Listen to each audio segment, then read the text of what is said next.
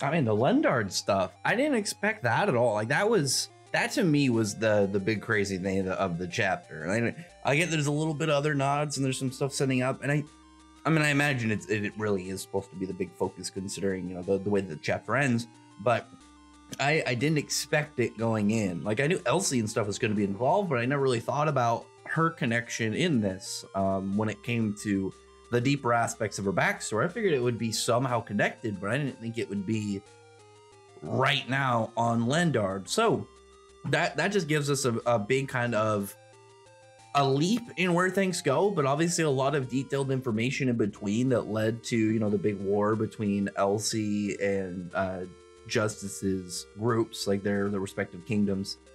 But like because if at some point there was I'd have to go back and look and see what was like whose side was on whose with the war. I don't remember off the top of my head just because I haven't read that chapter in a while. I remember it vaguely, obviously, because I remember when it happens and I remember some aspects of how they talk, but I don't remember any of the bit details in specific. So I'll go back and look at that later. So I mean, the chapter begins pretty much the same as where we left off. I like the first few pages are just kind of like immediate continuations and follow-ups of where the last chapter was, when they were kind of going in and destroying the dragons and stuff. Just doing everything they can. And still, I'm going to mention it until I see something that confirms. I hope Act Noella has a couple dragon robots of value. It's like, you know, if I can get like 2 to 3 that are strong, you know, I don't have to have 50, but if I can get like 2 or 3 cool looking robotic dragons that are like our actual threat opponents for the main cast, then I'll be pretty hyped. So there was the only part that I wanted to kind of talk about, because the first few pages for the most part are them kind of like just going in, not getting hit by stuff. Like it's a lot of the, like, it's cool to see, but it's like there's nothing really for me to talk about when it comes to them just saying, like, you know, they're doing like anti-aircraft fire, or they're trying to, like, you know, evade anti-aircraft fire, and they're just talking about, like, you know, specific things about their destinations, and like, oh no, we gotta avoid, you know, these sectors where, you know, that kind of stuff. It's cool to see, but again, I like in the reviews, like, what exactly would I have to really talk about too much?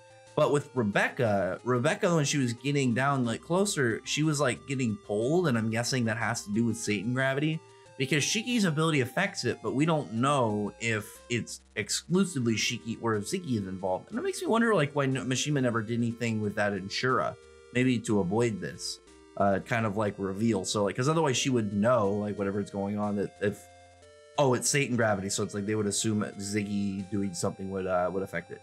So it makes me wonder, like, where she's going with this, like what happened with her power exactly, that she, you know, was kind of like getting like weirdly kind of like scatterbrained and kind of spaced out.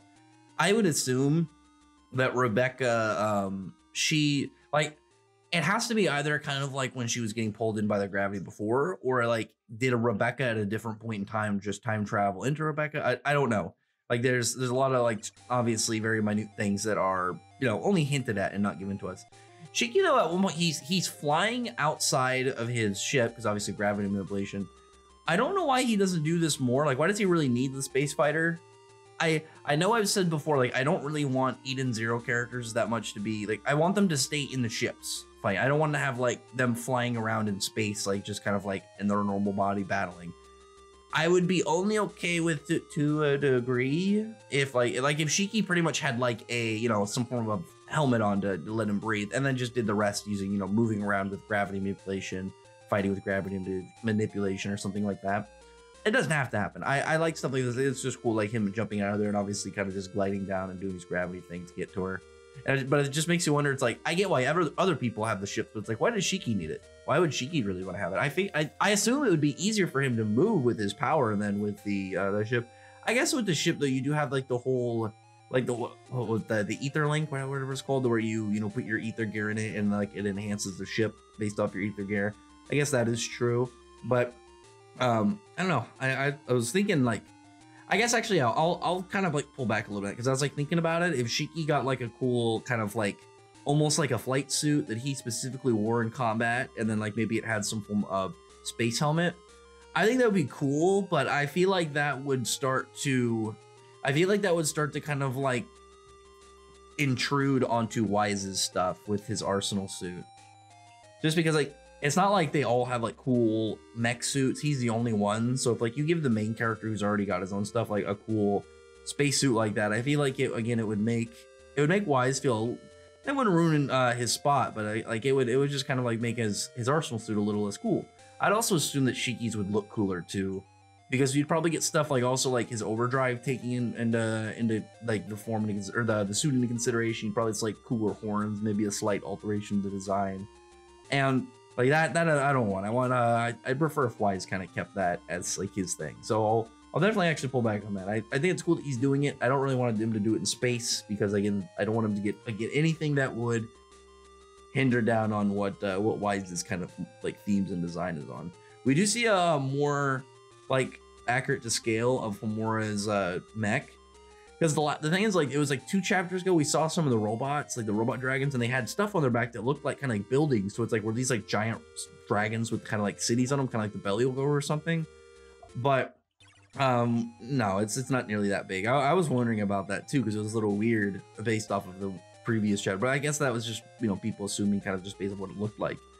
And here we see it like it's maybe like 30 feet, like it's something like that, maybe 30 feet tall. That's still pretty cool though. And then after that point, we get over to Elsie, who's walking down a pathway that she's like saying how she understands Shiki's plan, but she wants to take out Ziggy herself. Obviously, you know, she has a connection to this whole place.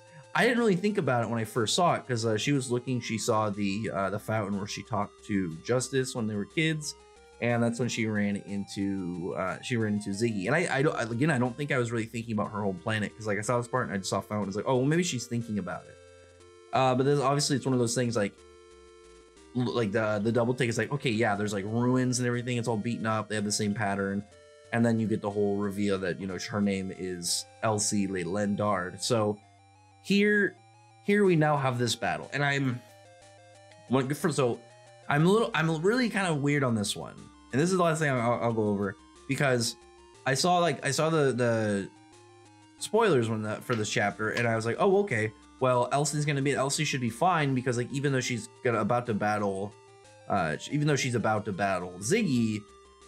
we still have her backstory stuff, and I would assume her final battle with Justice. So it's like, well, she's not gonna even spot them to be, you know, in too much trouble. But we now have backstory stuff, and we essentially now we're on her planet, so we're gonna find out what happened to her as a child and what happened in the events that led up to her planet, you know, in the war, and how it led to obviously where it's at now. Does Dead End Crow have something to do with it? Like there's definitely some stuff that I'm really hyped about, and I want to see where the bits and connection points of this goes, because this was to me one of like the larger scale questions, because it's been here since the start of the stuff between Elsie and Justice, and then we found out about like there was a conflict between their kingdoms after they almost came to a unification, and now we're seeing a planet that I didn't really think it would be anything other than like a planet they'd be going to, and it'd be something that'd be taking place on. I never really thought about Lendard having preset stocks and events in the series that we already knew about, and it was just a reveal that connected this one specifically to this. So I like this. I thought this was a pretty good reveal, and then the fight is looking like it's going to be pretty hype. I don't know what Elsie's going to do though. Like, I want to say problem. My issue really right now with Ziggy is that gravity drain. I'm hoping he has some form of limitation on it, only because it can get out of hand so quick, and then Ziggy could get to some level that it's like, well, then Shiki could just get too overwhelmed. Because like if he gets too many abilities and he has no way to counter them, and I'll just give you a quick kind of comparison real quick. Zaref had a ton of abilities. Natsu though has ways of countering them. So like even though he's got all these crazy broken abilities, he either has ways where he has a built-in immunity or resistance to it, based obviously off of, you know, backstory and context of the series, as well as his ability to burn magic and abilities. So like he also has a way with his abilities to counteract other abilities. Whereas Shiki doesn't really have anything like that, at least currently. Like he's got gravity manipulation where he can redirect things and stuff, but it's not like something he can like burn the effect of an ability. Whereas like, you know, you could take, like say you had a character in the ether gear that, you know, threw a lightning bolt, Natsu could burn it because it's still ether, you know, that's pretty much the same power source. I mean, ether, nano, ether, it's just a different way they're implemented. But if Ziggy gets a hold of Star Drain, it just makes you wonder, like, well then, one, Elsie would be done. I assume Elsie, there would be no way that her character would really kind of stay relevant. We wouldn't get that fight between her and Justice if she gets Star Drain taken. But also, like, actually also makes me wonder, like, what if Justice shows up and helps like a 2v1 against Ziggy or something, and maybe Ziggy beats both of them? Maybe that's how it'll go. I can see Elsie dying if Justice is here, because like the only thing that keeps a character like this afloat is existing plot points and stuff. Because the difference between Elsie and Urza is Urza's a member of the main cast. Urza has that kind of, again, main cast plot kind of like life shield. Sometimes a main cast member in shonens will die. You know, it's not a huge often thing. So like characters like that, I doubt they're gonna die. I don't think anybody's gonna look at like one of the main core characters in a series in a mainstream shonen and be like, they're gonna die at some point, unless there's like actually something that's like for sure. Elsie doesn't have that. For Eden Zero, it's more like Kimura, whereas Elsie is she has that whole flipped version of Urza, similar to what Justice and Jalal have and Sieg have, to like, well, I guess Sieg was the original is Mugen, but then obviously the serialized is Sieghart, and then later Jalal and so forth, Sieglin, whatever. Well, that whole line. But Elsie does not, like, Elsie is much further disconnected from the main cast than Urza is. She's only even really right here in this arc, obviously, because of plot stuff that has her connected to it. If obviously she didn't have any reason to be here, she wouldn't be here. She's not somebody who is kind of pretty much going to be fused into the story the whole time from whatever point they get into the end. So Elsie could die here if, like, my stance is if Justice shows up and we get stuff between her and Justice too, because I don't think Mishima.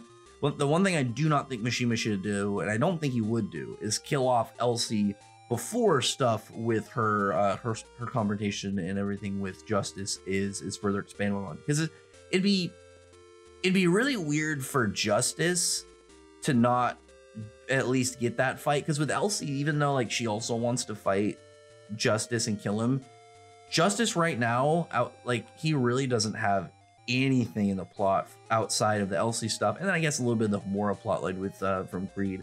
But like outside of that, he doesn't have anything. So if you take away his main plot line, it's like, what would he have? A subplot. Whereas like if you don't have Elsie and Justice happen, like their battle to the death happen for Elsie still has Ziggy. Like she still has another big plot point character to interact with.